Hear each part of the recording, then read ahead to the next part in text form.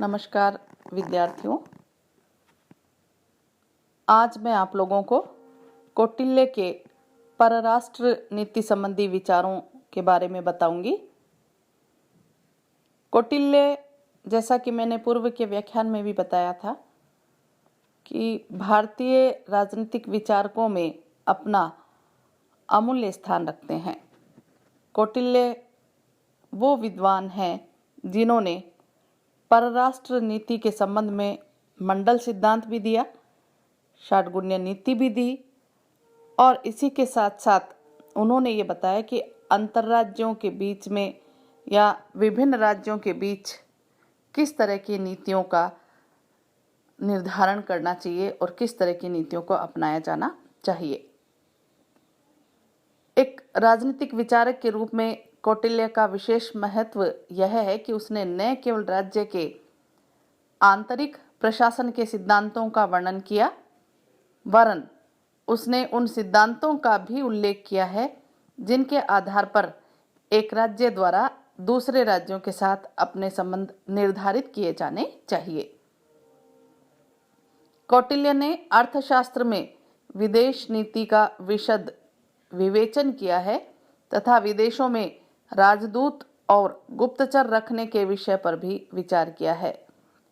इस क्षेत्र में कौटिल्य प्लेटो और अरस्तु से निश्चित रूप से आगे निकल गए हैं। दूसरे राज्यों के साथ व्यवहार के संबंध में उन्होंने दो सिद्धांतों का विवेचन किया कि पड़ोसी राज्यों के साथ संबंध स्थापित करने के लिए मंडल सिद्धांत और अन्य राज्यों के साथ व्यवहार निश्चित करने के लिए 6 लक्षणों वाली षाटगुण्य नीति। तो पहले हम मंडल सिद्धांत की चर्चा करेंगे। मंडल सिद्धांत में अनेक राज्यों के समूह या मंडल में विद्यमान राज्यों द्वारा एक दूसरे के प्रति व्यवहार में लाई जाने वाली नीति का वर्णन किया गया है। इस सिद्धांत में मंडल केंद्र ऐसा राजा होता है जो पड़ोसी राज्यों को जीतकर अपने में मिलाने के लिए प्रयत्नशील है। कौटिल्य ने ऐसे राजा को विजिगीषु राजा अर्थात विजय की इच्छा रखने वाला राजा कहा है। उसकी मान्यता है कि एक राजा का पड़ोसी राज्य स्वाभाविक रूप से उसका शत्रु होता है। विजिगीषु राजा के राज्य की सीमा से लगा हुआ जो राज्य होगा वह अरि यानी शत्रु राज्य होगा। तो विजिगीषु के राज्य से अलग किंतु उसके पड़ोसी राज्य से मिला हुआ राज्य विजिगीषु का मित्र होता है और मित्र राज्य से मिला हुआ राज्य अरि मित्र होता है। अर्थात अपने निकटतम पड़ोसी राज्य का राजा शत्रु, उसके आगे का मित्र और उससे आगे का अरि मित्र, इसी प्रकार से क्रम चलता है। ये 5 राज्य तो विजिगीषु के सामने वाली या आगे की दिशा में होते हैं। इसी प्रकार कुछ राज्य उससे पीछे की दिशा में होते हैं। विजिगीषु के पीछे की दिशा में पाशनिग्रह यानी पीछे का शत्रु, आक्रांदा यानी पीछे के शत्रु यानी फिर पीठ का मित्र जिसे हम कह सकते हैं, पाशनिग्रासार यानी पाशनिग्राह का मित्र और आक्रंदसार यानी आक्रंदसार का मित्र। ये 4 राजा होते हैं। पाशनिग्रह पड़ोसी होने के कारण ही विजिगीषु का शत्रु होता है। इन 10 प्रकार के राज्यों के अतिरिक्त 2 अन्य प्रकार के भी राज्य होते हैं, मध्यम तथा उदासीन। मध्यम ऐसा राज्य है जिसका प्रदेश विजिगीषु तथा अरि राज्य दोनों की सीमा से लगा हुआ है।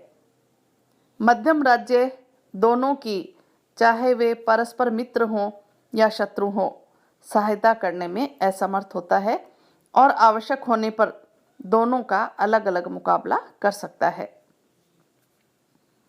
उदासीन राजा का प्रदेश विजिगीषु, अरि तथा मध्यम इन तीनों की सीमाओं से परे होता है। यह बहुत प्रबल होता है। उपर्युक्त तीनों के परस्पर मिले होने की दशा में वह उनकी सहायता कर सकता है। उनके परस्पर न मिले होने की दशा में वह प्रत्येक का मुकाबला कर सकता है। इस प्रकार 12 राज्यों का यह समूह राज्य मंडल कहलाता है और मंडल सिद्धांत के आधार पर कौटिल्य ने इस बात का निर्देश दिया कि एक विशेष राज्य के कौन मित्र हो सकते हैं और कौन शत्रु। राजा को अपनी नीति और योजना इस तथ्य को दृष्टि में रखते हुए निर्धारित करनी चाहिए। कौटिल्य द्वारा प्रतिपादित मंडल सिद्धांत आंशिक रूप में ठीक है। उदाहरण के लिए वर्तमान समय में भारत और पाकिस्तान की सीमाएं और चीन से लगी हुई है भारत की सीमा, बहुत कुछ सीमा तक इसी कारण इन राज्यों के साथ भारत के मतभेद भी बने हुए हैं तथा भारत के प्रति मतभेदों की इस समानता के कारण पाकिस्तान और चीन परस्पर मित्र भी हैं। इसी प्रकार भारत और पाकिस्तान और अफगानिस्तान तीनों देशों के पारस्परिक संबंधों को भी मंडल सिद्धांत के आधार पर समझा जा सकता है। लेकिन वर्तमान समय में जबकि व्यापारिक और आर्थिक हित तथा विचारधारा संबंधी भेद भी संघर्ष के कारण होने लगे हैं, उस समय मात्र सीमाओं के आधार पर राज्यों के पारस्परिक संबंधों की व्याख्या नहीं की जा सकती। लेकिन फिर भी जो मंडल सिद्धांत कौटिल्य ने दिया है और उसमें उन्होंने ये कहा कि जिस किसी राज्य की सीमा आपस में मिलती है वो निश्चित रूप से शत्रु होते हैं और उनमें हितों का संघर्ष चलता रहता है। अल्तेकर का विचार है कि प्राचीन विचारक यह जानते थे कि युद्धों को पूर्ण रूप से समाप्त नहीं किया जा सकता है, अतः उन्होंने इसके खतरों को कम करने के लिए एक ऐसे सिद्धांत का समर्थन किया जिसके अनुसार देश में विद्यमान अनेक छोटे बड़े राज्यों में शक्ति का विवेकपूर्ण संतुलन बना रह सके और युद्ध न हो। तो कौटिल्य ने जो मंडल सिद्धांत दिया वो राजनीति विज्ञान में एक कौटिल्य के द्वारा दी गई महत्वपूर्ण देन कही जा सकती है। और वर्तमान अंतर्राष्ट्रीय स्तर पर यदि कौटिल्य के मंडल सिद्धांत के आधार पर हम देखें तो विभिन्न राज्यों के संबंधों को अच्छे से समझा भी जा सकता है। तो इसी आधार पर उन्हें नीतियों का निर्धारण भी करना चाहिए। दूसरा, कौटिल्य ने परराष्ट्र नीति में षड्गुण्य नीति की चर्चा की और उसका उल्लेख किया। पड़ोसी राज्य और विशेषकर अन्य विदेशी राज्यों के प्रति व्यवहार के संबंध में कौटिल्य ने षड्गुण्य अर्थात 6 लक्षणों वाली नीति का प्रतिपादन किया। ये 6 लक्षण जो कौटिल्य बताते हैं वो है संधि, विग्रह, यान, आसन, संश्रय और द्वैधी भाव। संधि का मतलब है कौटिल्य के अनुसार किसी भी राजा के लिए संधि करने की नीति का उद्देश्य अपने शत्रु राज्य की शक्ति को नष्ट करना तथा स्वयं को बलशाली बनाना होता है। उसके अनुसार शत्रु से भी उस समय संधि कर ली जानी चाहिए जबकि शत्रु पर विजय प्राप्त नहीं की जा सकती हो और स्वयं को सबल तथा शत्रु को निर्बल करने के लिए कुछ समय प्राप्त करना आवश्यक हो। कौटिल्य के अनुसार संधि कई प्रकार की हो सकती है। फिर दूसरा बताया विग्रह। विग्रह का अर्थ युद्ध है। इस नीति का यदि हम देखें तो राजा को तभी करना चाहिए जब राजा शत्रु को निर्बल देखे, स्वयं उसकी युद्ध व्यवस्थाएं ठीक हो और वह अपनी शक्ति के बारे में पूर्णतया आश्वस्त हो। विग्रह नीति का अनुसरण करने से पूर्व राजा के द्वारा राज्य मंडल के मित्र राज्यों की सहायता प्राप्त कर लेने की भी व्यवस्था कर ली जानी चाहिए और इस नीति को अपनाते हुए शत्रु के ऊपर आक्रमण करके राज्य की भूमि के भागों को तुरंत अपने अधीन कर लिया जाना चाहिए। फिर तीसरा हम देखें तो वो है यान, जिसका अभिप्राय है वास्तविक आक्रमण। इस नीति को तभी अपनाया जाना चाहिए जबकि राजा अपनी स्थिति को सुदृढ़ देखे और ऐसा प्रतीत हो कि आक्रमण के मार्ग को अपनाए बिना शत्रु को वश में करना संभव नहीं है। विग्रह और यान में मात्र स्तर का ही भेद है। यान विग्रह से कुछ आगे है। आसन, जब विजिगीषु और शत्रु समान रूप से शक्तिशाली हो तो राजा के द्वारा आसन अर्थात तटस्थता की नीति अपनाई जानी चाहिए। आसन की नीति अपनाते हुए राजा के द्वारा शक्ति अर्जन की निरंतर चेष्टा की जानी चाहिए। फिर है संश्रय का, और इसका अर्थ होता है बलवान का आश्रय लिए जाना। यदि राजा शत्रु को हानि पहुंचाने की क्षमता नहीं रखता, साथ ही यदि वह अपनी रक्षा करने में भी असमर्थ हो, तो उसे बलवान राजा का आश्रय लेना चाहिए। पर यह ध्यान रखा जाना चाहिए कि जिस राजा का आश्रय लिया जा रहा है वह शत्रु से अधिक बलशाली हो। यदि इतना बलवान राजा न मिले तो सबल शत्रु की ही शरण ली जानी उचित है। फिर है द्वैधी भाव।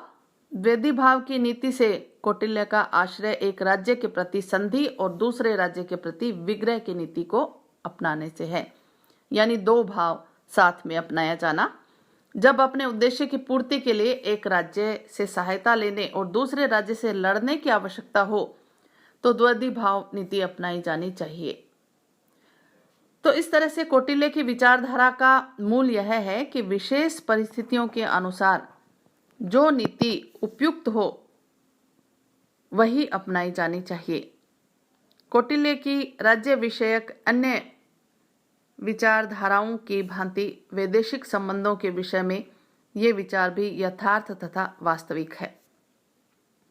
ये कोरे स्वप्नलोकीय या काल्पनिक नहीं है, इसीलिए कौटिल्य को यथार्थवादी विचारक भी कहते हैं। कौटिल्य की षड्गुण्य नीति इतनी तार्किक है कि सभी राज्य कम अधिक रूप में इस पर आचरण करते रहते हैं। तो विदेशिक या वैदेशिक नीति के सफल संचालन हेतु अन्य भारतीय आचारों की भांति कौटिल्य ने भी साम, दाम, दंड और भेद इस प्रकार के 4 उपायों का भी विधान किया है। कौटिल्य का मत है कि निर्बल राजा को समझा बुझाकर अथवा कुछ सहायता देकर यानी दान के द्वारा वश में किया जाए। भेद का अर्थ है फूट डालना, और कौटिल्य का विचार है कि सबल शत्रु राजा जिसके विरुद्ध युद्ध में विजयी या विजय नहीं प्राप्त की जा सकती हो उसके प्रति भेद नीति को अपनाया जाना चाहिए। इसका तात्पर्य है कि सबल राजा को उसके अन्य मित्र राज्यों में भेद या मतभेद की स्थिति उत्पन्न की जानी चाहिए। फूट डालो और शासन करो की नीति भी इसे हम कह सकते हैं साधारण शब्दों में। तो संबंधित राजा और उसके राज्य की अन्य प्रकृतियां जैसे अमात्य है, प्रजाजन है आदि के बीच मतभेद की स्थिति उत्पन्न कर दी जानी चाहिए, जिससे सबल शत्रु राजा और उसका राज्य निर्बल हो जाए। भेद उत्पन्न करने का कार्य दूत या गुप्तचरों के माध्यम से किया जा सकता है।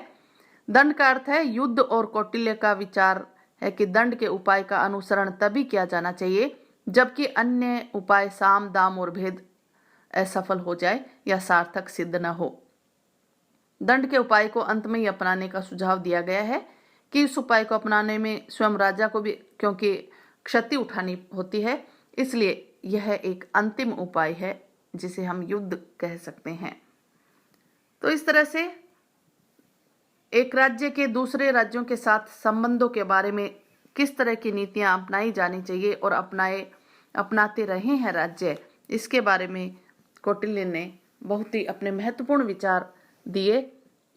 और परराष्ट्र नीति संबंधी चाहे मंडल सिद्धांत हो, चाहे षड्गुण्य नीति हो, चाहे साम, दाम, दंड, भेद के उपाय हों, कौटिल्य निश्चित रूप से एक अंतर्राष्ट्रीय स्तर पर एक राज्य के दूसरे राज्य के साथ संबंधों का मूल आधार प्रदान करते हैं।